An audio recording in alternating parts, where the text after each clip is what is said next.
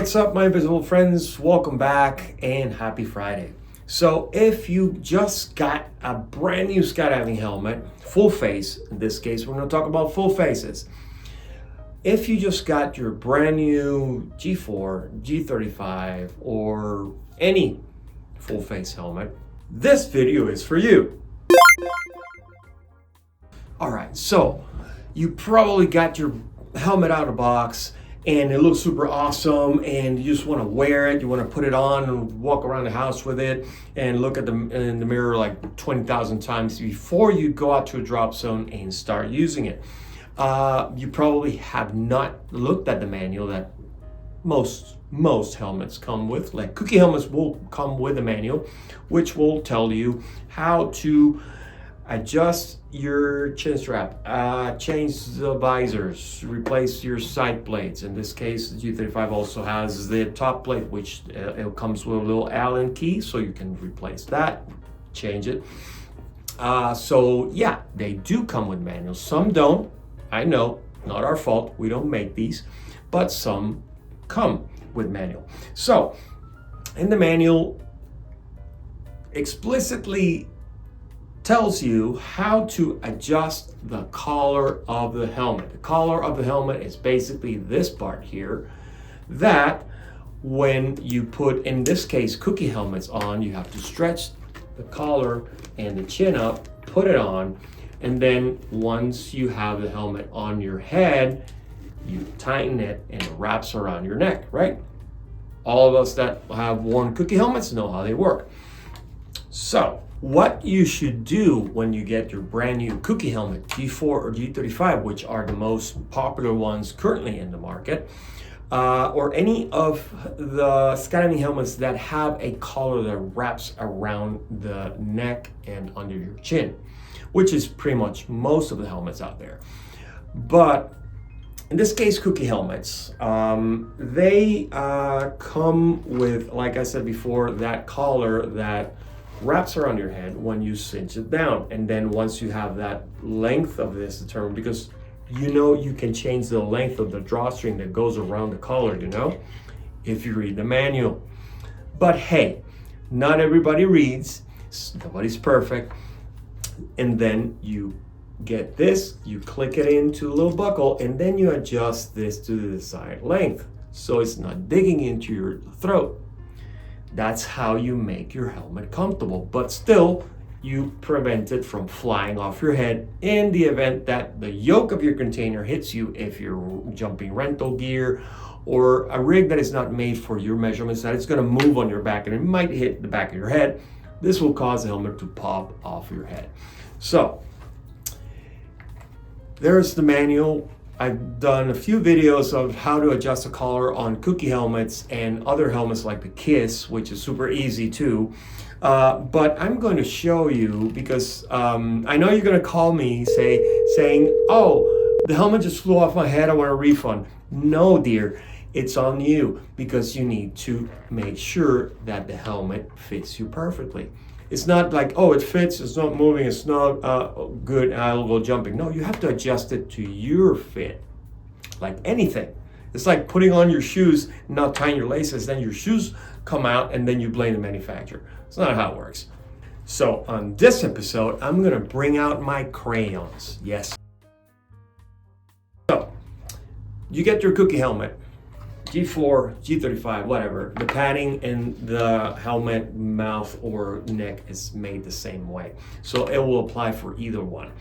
So you open it up and you will see when you open the visor, you will see this little tab right there. I hope you can see that.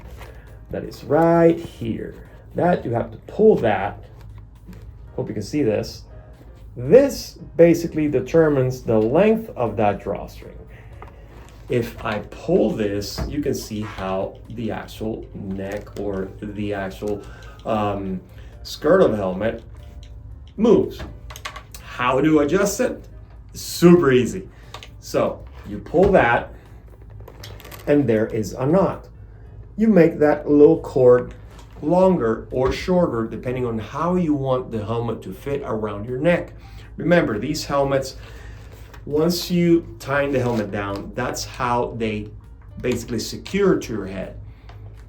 They wrap around under your neck and the back of your head so the helmet does not move. If this is if you have your chin strap buckled up, but this is loose, you accomplish nothing. You have to adjust that, and that's what the manufacturer recommends. Before jumping your helmet, adjust the collar to your desired fit or liking. Make sure it's comfortable, but it's still snug. And that way, if in the event that you get your helmet knocked out on the door, on opening, or anything, the helmet's gonna stay on your head because it's meant to be there. So make sure when you're getting a brand new helmet, aside of trying it on, making sure it fits, making sure your audibles fit in the pockets and figuring out all that, and then after trying to read the instructions, which you should, because there's a lot of important information there. And also we have videos about them. So there's no excuse. You get a lot of information and how to configure and how to make your helmet fit. So get your helmet, make sure that is to your desired length, tie that little knot again and put that little tab back on its little pocket.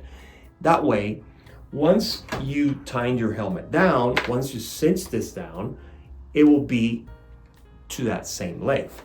After you do that, then you can adjust in that little buckle because this is going to be loose.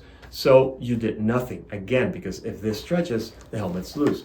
So once you tighten your helmet, you determine the length of that drawstring that goes around. Basically, a drawstring that goes around and hooks on that other side. So you pull that and it brings it all together. It kind of comes all the way up. So then you buckle your chin strap and you adjust this to make it tighter. So it should be snug, not with all this slack.